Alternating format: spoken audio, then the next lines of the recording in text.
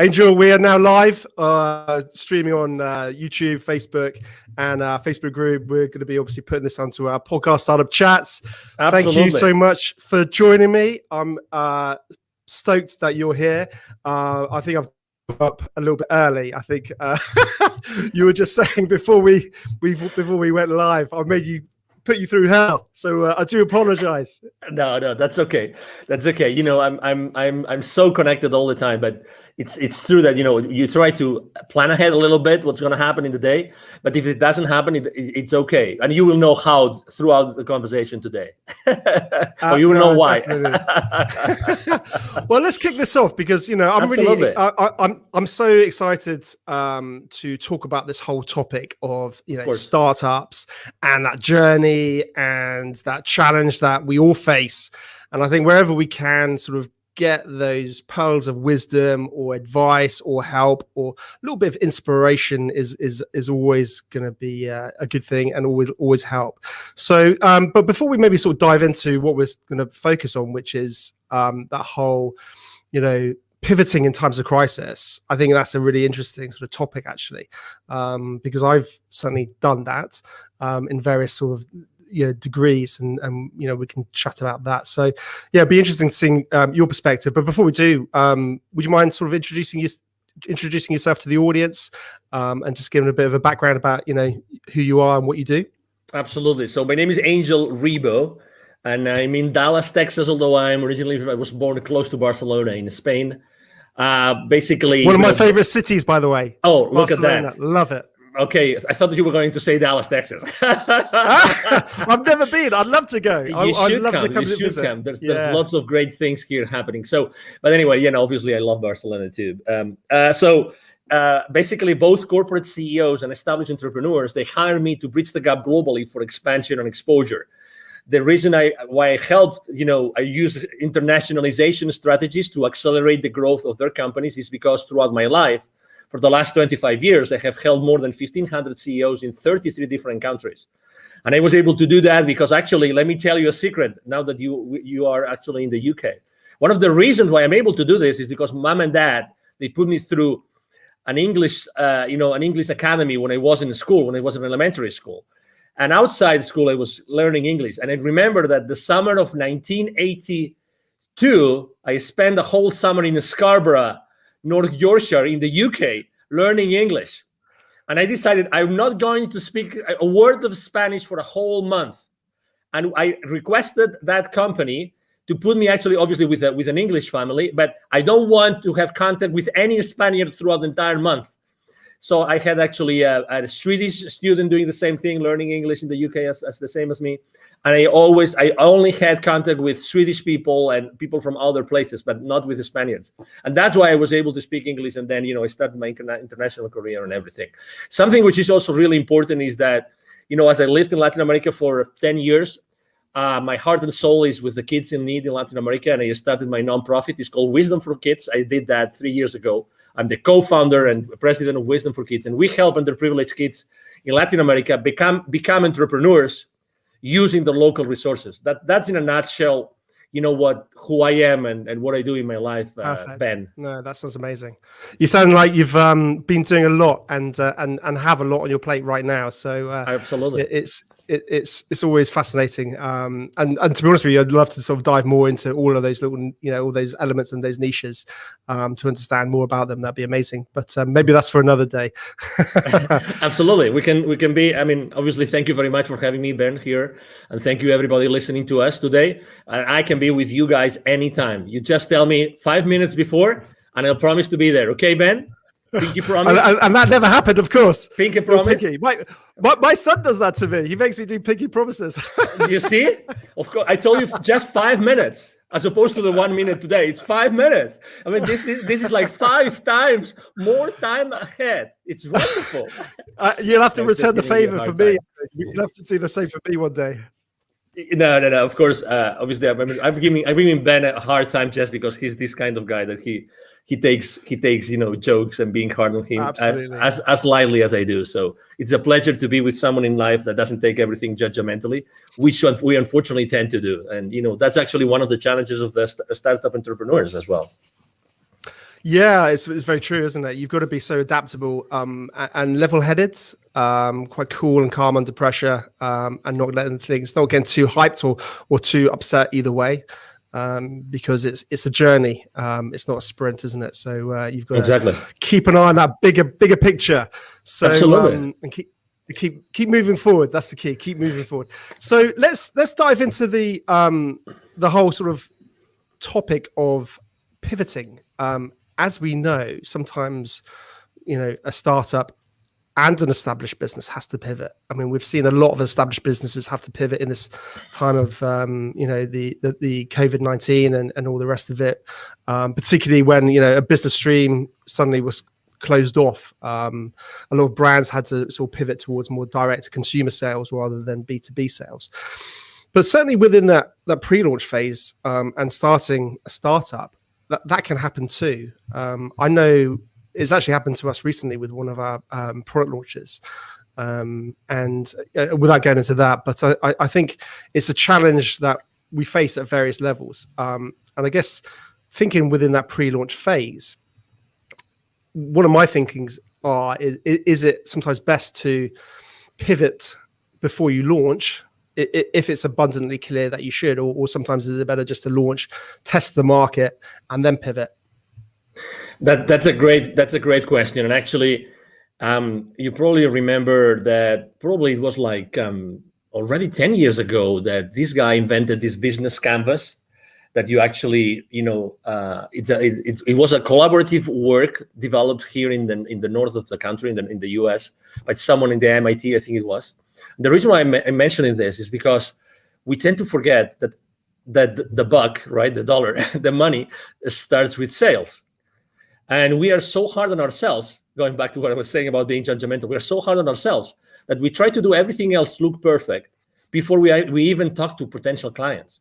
Obviously, everybody in the startup world talks about the minimum viable product or minimum viable service, all these kind of things. But in reality, the only thing, let's say you and I will have an idea today, and it's an amazing idea, which could be actually easy for us to have a great idea today, and we say we're going to launch it. You know what we need to launch it? Okay, we commit that between now and 24 hours, you talk to 5 potential clients in the UK, you talk to 5 potential clients in Texas. We have 10, let's say only 50% of them show up. We already have market feedback. So I think I'm responding to your question. I'm a big proponent of, if you eventually have to launch something into the market, why don't you start talking to the market? And it doesn't have to be perfect. You have friends, you have former colleagues, you have relatives, you have neighbors, you name it. You go to a store, you go to a coffee shop, you talk to the guy which is serving you, the bartender. You can even ask that person for their feedback about what you want to launch. So to your question, my main business mantra is take imperfect action now. That's me. That's my clients. Take imperfect action now. So definitely, I would reach out to the market first, and then I would start strategizing about what's the best way I can launch or pre-launch my product or my service or my company or my venture.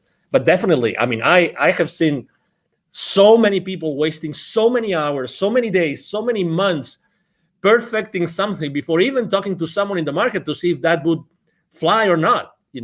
So that's definitely my response to that. No, it's very true. I think within a good pre-launch phase, speaking to the audience is absolutely critical, because like you said, too much time can be wasted on tech development, and your whole bubble of one, an opinion of one is always dangerous, as they say. So I think there's no doubt. But it's interesting, as talking about the pivoting challenges. We faced a technical challenge, for example, and I was thinking about, I wonder if you could sort of categorize those problems, whether they're it's the challenge of or the wanting to pivot because of technical challenges, and you realize that initial angle is closed off to you. For example, you need to feed in, you need something with you're relying on a third party, and then suddenly they cut off their service, and your whole product roadmap was and the USP was around this collaboration. So you're relying on a third party, and then suddenly they pull the rug from under your wheels. when that happens, clearly you need to pivot because you can't really launch to market without it. But I think one of the mistakes, and that's something that's we've recently found. So we're having to do a slight pivots in terms of our launch, one of our products that we're releasing, in terms of just realigning some of those core elements. Interestingly, we had, and it's still ongoing, is another product launch, which started way back when, and that was my thing. And I think I made those exact same mistakes that you talk about, and you shouldn't make, which is, it's got to be perfect. It's got to be perfect. Just one more thing. Can we just do this feature? And then suddenly it becomes like a monster. And I think that has been a huge frustration for me, certainly, is not getting something out of the door. So it's interesting, isn't it? The pivoting can come for different reasons. But you see what? I mean, this is how I typically don't curse on podcast interviews, but I don't know if I'm allowed to do it today. But we get so sidetracked by perfection, and you just described the perfection sidetrack. That you wanted to do this additional feature, this additional thing that would make this offer like magnificent, like extraordinary, it's spectacular, right? But suddenly you get so into the trenches of that thing, But in reality, guess what? And I've seen that last year. I saw that with many technologies and many providers saying, we're not sure if we're going to be around for a long time. But guess what? The difference between the technologies that I kept on working with or the others that don't, because maybe they were scaling down, downsizing, whatever, is the attitude of the customer service people, the support people. So even if their product wasn't perfect, I stuck with them because their customer service, the attitude of the support team was flawless. They were really genuine human beings that were there to serve me. When someone is really acting from within, being really present and saying, hey, this is what we have. This is what we got. We know that you are going through challenges. We are also going through challenges. I'm going to spend probably, it's going to take for me 3-4 times longer to respond to your ticket, but I'm still going to be here, and I apologize ahead of time. So setting up expectations, Ben, is so important. It's so important. I'd rather work with someone who has a not so, let's say, mature technology, or not such a comprehensive technology or service, but their relationship with me is so human, is so empathetic, because I really value that, and I'm going to connect with that person much more in depth. It's so interesting, isn't it? Because ultimately we start talking about the whole branding element of a business, of a startup, of an entity. What are the core values of that business? How does it want to interact and engage with its customers and clients on board? And I think we then start sort of diving into that world of the community, building a community, and whether that's, I guess, having a really good call center or team that respond to tickets and problems, or even I've seen really interesting communities built up on like Facebook groups where startups are really engaged with their communities. And I think having that authenticity and that dialogue, that's the key, isn't it? Like you touched on, it's that dialogue to say, hey, Angel, we're working on it. This is our tech roadmap. This is what we work on. We're struggling. We're trying to get things off the ground. We're bootstrapping it, or whatever it is. And then you can feel, more of a passion towards that brand and company, and see the face behind it. Yeah. And on its own, actually, if we think about it, that's such a strong, powerful part of planning in any pre-launch phase, but also post-launch, because obviously that's when you've got to deliver effectively. And follow through, and that's always challenging. Absolutely. I can give you even another example. Last year, there's this technology that I love to use. My team is an expert on using that. It's called Zapier, which allows you to automatize so many different systems. Zapier takes webhooks from here and there and blah blah blah, integrates so many. So I use a specific dashboard with my clients, and guess what? This guy said they're not cheap, but this guy said, we're going to give you 3 to 6 months for free, just because we know you're suffering. And their support system is great. Okay, so they gave me 6 months for free subscription last year, just for the sake of it. Just for the sake of it, because I was a small business owner, I qualify, blah, blah, blah. Just 3-4 months ago, a competitor came up to the market at a fraction of their price. And they offer you so many more actions per month, which is the currency that Zapier uses. So like a fraction of the price and offering you much more for that fraction of the price. But guess what? I'm not going to change from Zapier. I'm just giving you an example, right? I'm not going to change because they stood behind me, with me all the way. They provided me extraordinary service. They even said, we know cash flow is an issue for you. We're going to support you. So, oh my God, do you think that they will ever leave Zapier as a technology provider for my team and myself? Of course not. The branding, they have, my concept about these guys, what they're going to do for me whenever my business grows more and more and more, and I need them more and more and more, they will be there for me all the way. It's amazing. Exactly. It's about the brand. It's amazing. Do you agree? 100%. And it's interesting, isn't it? Because I guess if you've got that strong narrative, that strong brand, that's good, that story that people buy into, if you do have to pivot, then it's much easier to bring them with you, because I guess you can again have that honesty and say, hey, listen, we're having to realign our business model. We're having to do this. Come with us. And when that pivoting moment does come, I'm guessing that's a lot easier. Yeah, it is because again, you trust them. You have already developed that relationship. It's all about expectations, Ben. I mean, really setting up the right expectations is so important at all levels. We tend to, there's a concept I use both when I coach personally the CEOs and when I work with in business, when I'm doing business consulting, which is a secret contract. And think about it. This concept of secret contract is just brilliant. With every single person that you have a relationship with, Ben, and everybody listening to us, with every person that you have a relationship, there's a lot of things that you've never shared with that person, but you expect from them. You've never spoken about those things, but you expect from these people a certain things. And the other way around. You've never talked about that with them, or they never talked about that with you, but they expect things from you. And that even happens with your business, with your family, with your partner, with your life partner, with your kids, with your father, mother, with your siblings. There's always those things that you expect from them, but you've probably never asked them or talked with them about them. That's why setting expectations is so important in the journey of an entrepreneur, of a startup CEO. Setting the right expectations with everybody, with all your stakeholders, is so important. And just with that, you are building, just with that very simple thing of setting the right expectations, you're starting to build a very strong brand.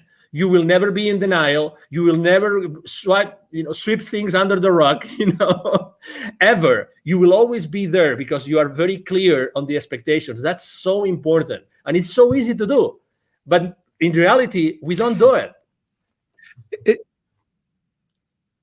No, it's interesting, and I think you hit the nail on the head, because it also is very similar to just old ways of doing business well. We're talking about digital businesses, online businesses, and all the rest, but it's about doing business well, and it's always been the case. Whenever you're dealing with a client, setting expectations, whether it's timeframes or what you can achieve by when, and being realistic with that rather than over promising. If you can set a realistic expectations and actually over deliver and things like that, it's just simple things, isn't it? But I think what we need to what we need to start thinking about, I guess, as startup founders and all the rest of it, is how we set those expectations in a digital format to the masses, if that makes sense. How do we communicate that? And that might be simple as just, I guess, creating a Facebook group about your business and start talking about it, and then setting those expectations. It's interesting, actually. I've started to sort of observe the technology side of. By the way, I don't want this to get into some crypto sort of video here, because there's plenty of those out there. But it's interesting the technologies behind it, and some of those guys who are leading those technologies. and the way that they build community, and the way that they engage and constantly keep their audience who are interested updated. The one that springs to mind, if I'm honest, is probably the I'm gonna forget his name. The Cardano founder, Charles Hodgkinson, something like that.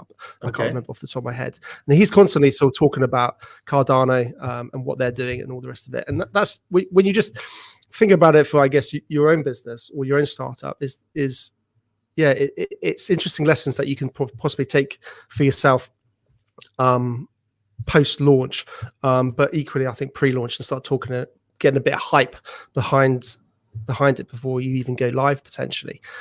When should a business, I guess, not pivot? That's an interesting question. Can businesses pivot too soon? I think that the market speaks. I think that the most important thing is to see if the market is actually moving, is shifting, if the market is asking for different things or not, if the market is still willing to pay for the same products and services or not. That's the question. It's not about us. It's about the market. It's about, is there a new market being created? Is there a new community being created they're going to want specific things? So that's the question. I think that you have to really put the thermometer in the market. You have to have those conversations, those imperfect conversations with your potential clients, and see, hey, will you keep on paying for this? Do you still feel the value? Do you still feel the value in these kind of products? Or right now, what's happening now, what do you think is going to help you go to the next level? How many times, honestly, think about this, Ben. How many times before you sell to a client, you actually tell them this: I know I'm going to be part of your problem when you place the PO with me, because you're going to put X amount of money on my pocket and you will have nothing in return. My commitment to you is that I will make as much as I can to return on your investment. But how many times you have told that your clients, I care so much, I know that I'm going to be your problem right now when you place the purchase order, right? And I also care, I really care about how you are going to recover that investment. These conversations are very uncommon and kind of conventional, because they are uncomfortable, because we think, oh, maybe someone doesn't place the PO, right? It's very similar to, as entrepreneurs, when we start niching, and we start thinking of what's the right way to position, what's the fame, what's that sentence, that pitch sentence, that statement that we use when we're trying to craft it, that we're always between this 30,000 level feed, copywriting, or onto the ground level copywriting, right? We're always trying to bring as many people as possible to our world so they can buy, or we niche down so much so that we really speak clearly to someone who are really the people that we want to serve, right? We also move in that space. You see, it's the exact same thing. Obviously, I think we have to be extremely precise, because we really want to serve someone, and we want to serve this someone really, really well, right? So to your question, again, definitely there's a moment where you have to decide if it's the right moment to pivot, or if to pivot or not. But again, it's all about who you are serving. Let me tell you an example. What could you say has happened last year with 7.5 billion people? If there is one factor that had all 7.5 billion at some point, it's fear. Okay. I'm not talking about politics. Okay. I'm just saying what it is. There's never been more fear in the planet like last year. Okay. And maybe it continues this year for whatever reason. Okay. I have been building bridges. You are a public figure. I'm a public figure. We're here to build bridges. We're not here to fracture the society. We're here to actually help everybody come together, get together, and make this world a better place. That's why you're doing what you're doing. 100%. That's what I'm doing. Exactly. Right. So, but still, if there's fear, think how you can help everybody. If you know that everybody's going to be in fear, why don't you talk to your market and you double check that that's the reality, and double check if that fear is going to move the needle for what they need. They may need some additional personal support. They might need, support for specific areas in their business. Right? Is that fear going to affect the existing clients or not? Is it going to affect will you have to deliver your product or your service in a different way? Again, it's all about the market. It's all about the people, how they feel. It's all about human beings. It's all about human beings, how they feel inside. They're going to make the purchase decision. The buyer, decision has it changed? Are there different criteria? The purchasing criteria of our clients, has it changed? The decision process, has it changed? It's all these kind of things that you have to think about before you decide to pivot or not. Yeah, no, definitely. I mean, that's an interesting point. Has it changed? I mean, ultimately, their buying decision might not have changed, but the way that they buy it may have changed. They might not be able to go into the shop like they used to. So how can you deliver that product or service in a format that they can still access, because they may well still want it? We've seen that, haven't we, with gyms? Gyms have got, people can't go to physical gyms in the UK. I'm not sure what it's like in America, but so people are having to think about, how can I deliver that course online effectively, because those people still want that. And you're 100% right. And I think this goes from pre-launch and carries on continuously forever, is knowing your audience. You touched on that, and listening to your audience. But it's really easy to say that. Well, people think, oh, my audience is everybody. And I think it's so important. And you touched on it. You got to really drill down on who you want to help. And know that market inside out, and that can change. But absolutely. I think have a focus where it is right now. Going back to the is there a right time to pivot?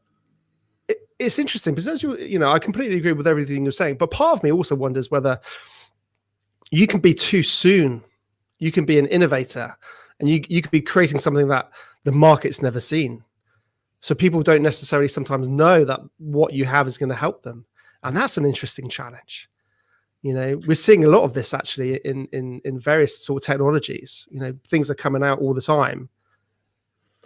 But you might not get that initial traction. I agree. But it all comes down to, as you know, people buy from you what they want, but you know what they need, right? I mean, you define a transformation path, right? You define the transformation path. You talk to them with your pitch. You talk to them to find them where they are, and then you describe a transformation path, and you are selling them the transformation and the final destination of that transformation, right? You got to tell a good story, haven't you? Yeah, exactly. But again, I think that we make a decision as entrepreneurs. We make a decision every single day of what we talk about and who we talk about. At the end of the day, if you are able to describe that transformation, they might not know, they know what they want, but they don't know what they need. So you're still able to sell to them what they need if you are able to position it as what they want. Okay, so obviously there's this very famous book that you've probably read, The Crossing the Chasm, about technology adoption. Very old book already, like 20 years, 30 years old. I'll be honest, I'm a really bad reader. I'm honestly, I'm so okay. No problem. So I'd love to be a big reader. I really would. It's okay. Crossing. It's okay. Crossing the chasm. So it basically states, when a technology is ready to go to the majority, to not only to the early adopters, so to the majority, right? So it talks about that. So yeah, exactly. So regardless, probably in the beginning, your price point will be at a level that it still justifies the profitability that you need in the company. You know what I mean? But at the end of the day, it's always the same thing. Are you able to position what your clients want from your pitch so that you give them what they want? They buy what they want, but you give them what they need because you are the expert. You are the subject matter expert. You're giving them what they need because you know more about that, because you are the expert. And obviously expertise is one of the most important things when you're pivoting, right? I mean, are there areas of expertise that you probably have not pitched enough to your audience? That's an area of, as you know, of innovation and being ahead of the curve and being creative and all these kind of things, and I think that also as entrepreneurs, when we are in startups, I think that we all the time we see new things. We're ahead of the curve. I mean, we really see those innovations because when we push so hard and we do so many things for so hard because our life goes on it, right? So eventually we discover many other things and new ideas and new horizons open up for us. And and it is what it is, and so I mean, if you are an awakening enough entrepreneur, there's consistently reasons and ways for you to be innovative and to start trying those innovations into the market. No, definitely. I think like any good entrepreneur, they're constantly looking at the world in a different way. I call it my invisible radar. It's this. If anyone's watching the video, you'll be able to see what I'm doing. But if you listen to the podcast, you won't. But basically, it's like up there constantly, and it's just going, and then it's all hones on something, and then suddenly it's like, oh wow, this is like, and your brain starts going 100 miles an hour, and then your wife tells you to calm down and stop being silly and get focused on what you're doing. Exactly, because it's always challenging, isn't it? It's getting pulled too far in too many different directions. Absolutely. Interesting. Talking about, again, getting back to the pivoting. I think when somebody needs to pivot, having a good personal brand makes it a lot easier to pivot. And I think sometimes lots of business owners don't really focus on their personal brands. What's your sort of thoughts around that?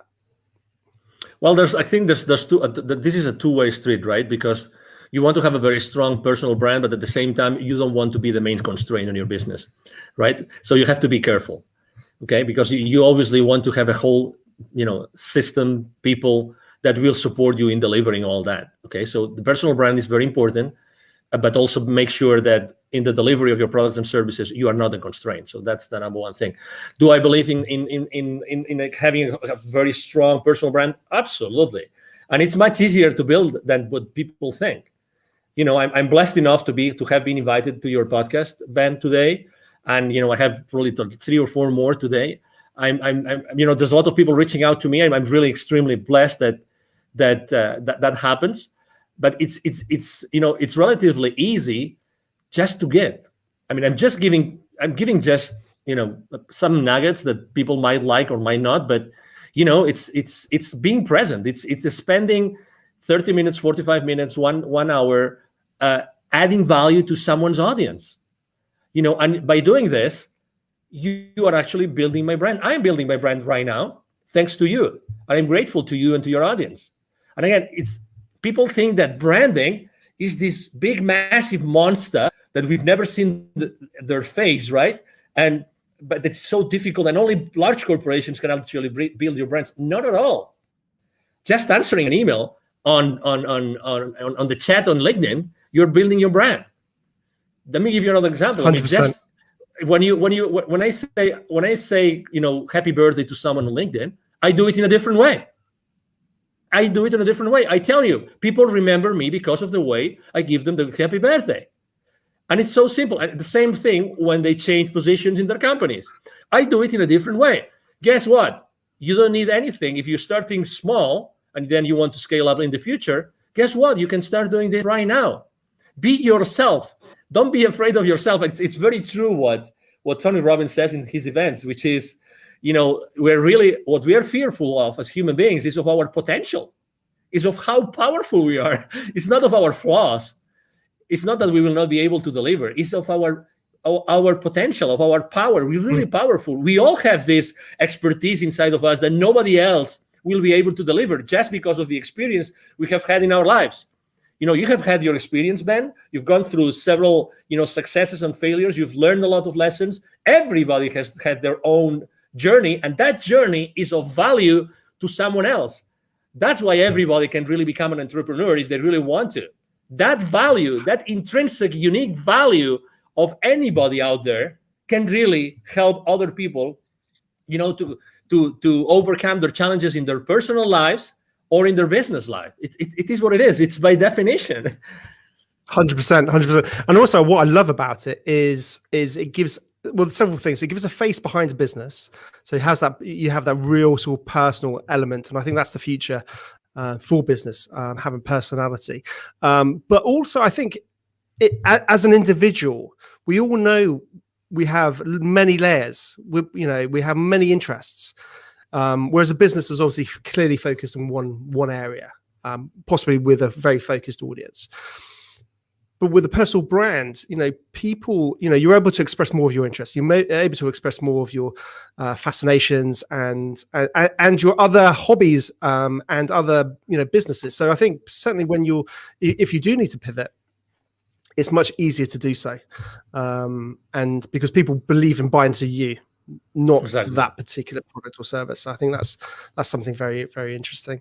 So in terms of sort of top tips or advice you could possibly pass on to any budding, startup founder, what would that be?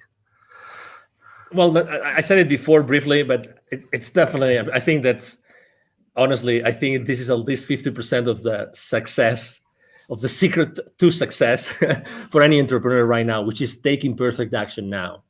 Take imperfect action now. Expose yourself.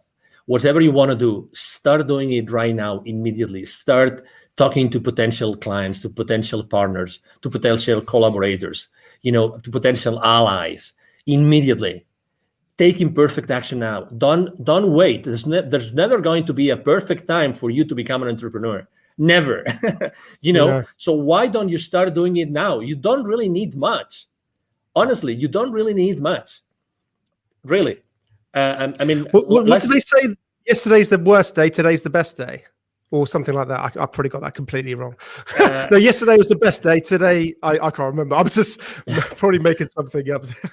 No, that's okay. But it's a matter of, hey, take imperfect action now. And then as soon as you start making steps, taking those steps, as soon as you start doing that, you will start seeing the forest. You will start seeing this works, it doesn't work, this could work, this couldn't. You start seeing the rest of it. But you have to start making those steps. You know what I mean? So definitely. Exactly. So be humble enough to do that. Definitely. And just out of interest, on a side note, Angel, what's the sort of whole startup scene like in Dallas, and in your hometown? What's business like there? Well, I have to say, first of all, it has changed and improved a lot. Dallas used not to be the startup hub that it is today. I've been very involved with the startup community here. Actually, last year, it's so funny. Last year, I gave 2 different webinars to the startup community here, and the title of both webinars were Pivoting in Times of Crisis. both of them. So there's a very strong community for startups here, very strong. That particular accelerator I gave the webinars to, it's called The Deck, but there's many accelerators. The mayor of Dallas himself, he has said many times on the stage, he wants to become a very stronghold, important stronghold of the startup community in the country. And there's a lot of, angel investors community and family offices. And this, it's really a great place to be an entrepreneur and to start up your business. I'm very involved with the Startup Week here and with the Startup Weekends. I've been the jury for a few Startup Weekends as well. So, it's a great place to be, definitely. I would encourage anybody that would like to maybe try and come to the US. This is a great place to be. Fantastic. And am I right in thinking a lot of people are moving out from California and Silicon Valley to Dallas? Totally. Is that right? Yeah, it's true. Actually, large corporations, even before the pandemic started large corporations from California started to relocate here. And right now it's massive. It's massive, the amount of people that are moving from California and many other states to Dallas, to Texas, North Texas, because Dallas is strategically positioned. You don't think about it, but Texas is a huge state. We will never run out of space. That's the beauty. We will never run out of space. And we don't have a state income tax, which is great. And also, the property prices are pretty reasonable. So yeah, it's a great place to be. Ben, you should start making your luggage here. Come on. Well, I've got a wife and 2 kids to sort of bring in tow. So great school systems here. Great school system. Oh, fantastic. Well, absolutely. You know what? We can have this conversation aside, Ben. Well, it'd be great one day, definitely. I think in my dream one day, I really want to make sure I get to meet, like you in the real world, and all my guests, because I think it's it's very easy for us to just do it virtually, and that's fantastic.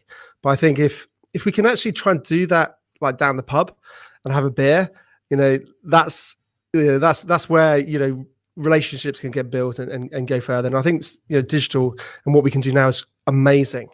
But I think if we can get that, carry on with that social element into the real world, I think it gets even more powerful. Yeah, no, definitely. So one day I will get over to Texas, and come and say hello. So no doubt, I'd love to come and say hello. Awesome. Please do. Brilliant. Well, Angel, listen, thank you so much for joining me. It's been a real pleasure. Fascinating to chat about pivoting and some of the challenges and all the rest of it. And you take care and have a great day. And you too. Thank you very much. And if I may, just to tell people how they can find me. Absolutely. Okay, so again, my name is Angel Ribo. Last name is R-I-B as in boy O, R-I-B as in boy O, B as in boy O. The easiest way to reach out to me is to send me an email to angel as in heaven, angel@angelribo.com. Okay. Thank you very much. Really, Ben, it's been a pleasure to be here. And thank you everybody that has been listening and watching to us today. 100%. I'll put all your links in all the show notes and all the rest. How kind of you. Thank you.